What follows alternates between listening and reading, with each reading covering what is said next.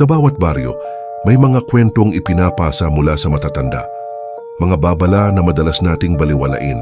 Mga salitang akala natin ay pananakot lamang. Huwag kang magwalis sa gabi. Huwag kang maggupit ng kuko. Huwag kang magturo sa dilim. Ngunit paano kung ang mga ito ay hindi lamang basta paniniwala? Paano kung may mga bagay na naghihintay sa bawat paglabag?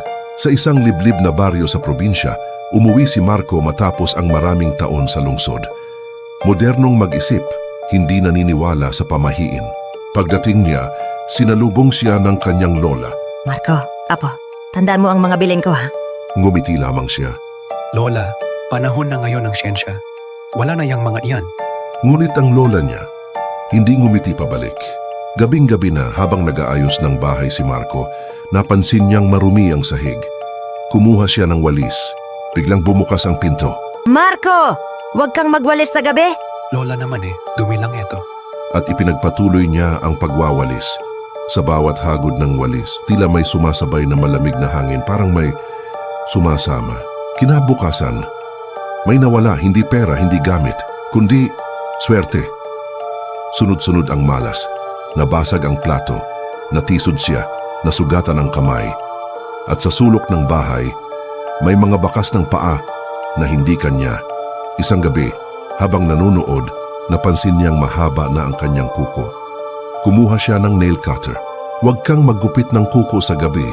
Naalala niya ang sinabi ng lola, napailing siya. Superstitious lang yan. Pagkaputol ng unang kuko, may narinig siyang putol din, hindi sa kamay niya, kundi sa likod niya. Paglingon niya, wala. Ngunit sa sahig, may isa pang kuko, mas mahaba, mas maitim, at hindi kanya. Isang gabi naglalakad siya sa gilid ng kagubatan, may narinig siyang kaluskos. Ano yon? Tinuro niya ang direksyon ng tunog. Sa sandaling iyon, tumigil ang hangin, tumahimik ang paligid, at may tumuro pabalik.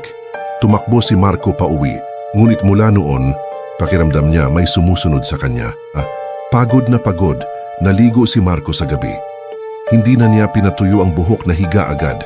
Habang natutulog, may tumutulo, hindi tubig, kundi malamig na hangin sa kanyang leeg. Pagmulat niya, may katabi siya. Isang babaeng basa ang buhok, nakayuko.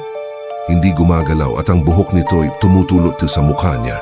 Mula noon, lagi niyang nararamdaman na may nakatingin sa kanya kapag gabi. Isang gabi muli siyang naligo. Sa salamin, nakita niya ang sarili niya. Ngunit may isa pang mukha sa likod niya. Ngumiti. Hindi siya. Isang gabi, kumain siya ng sobra. Hindi na niya napansin ang oras. Humiga agad. Sa kalagitnaan ng gabi, hindi siya makagalaw, may nakaupo sa dibdib niya. Mabigat, hindi nakikita, pero nararamdaman. Isang bulong, hindi ka nakinig. Kinabukasan, hinanap niya ang lola niya. Lola, ano ba talaga ang mga niyon? Tahimik ang matanda. Pagkatapos ay nagsalita. Hindi lahat ng pamahiin ay imbento. Ang iba, babala. Ayon sa matatanda, ang pagwawalis sa gabi nag-aalis ng swerte at nag-iimbita ng hindi nakikita. Ang pagputol ng kuko nagbubukas ng daan sa mga nilalang sa dilim. Ang pagturo sa kagubatan, pag-anyaya sa kung ano ang nakatago. Ang basang buhok, pag-akit sa mga ligaw na espiritu. Ang pagligo sa gabi, paglapit sa mga nilalang nagising, sa dilim. Ang pagtulog ng busog, pagbigat ng katawan, para sa ibang makisakay.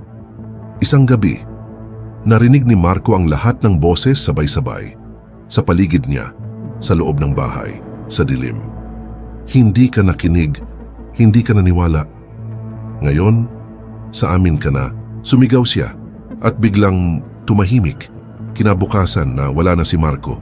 Ang naiwan lamang, mga bakas ng paa sa sahig, mga kuko sa sulok at isang basang marka sa kama.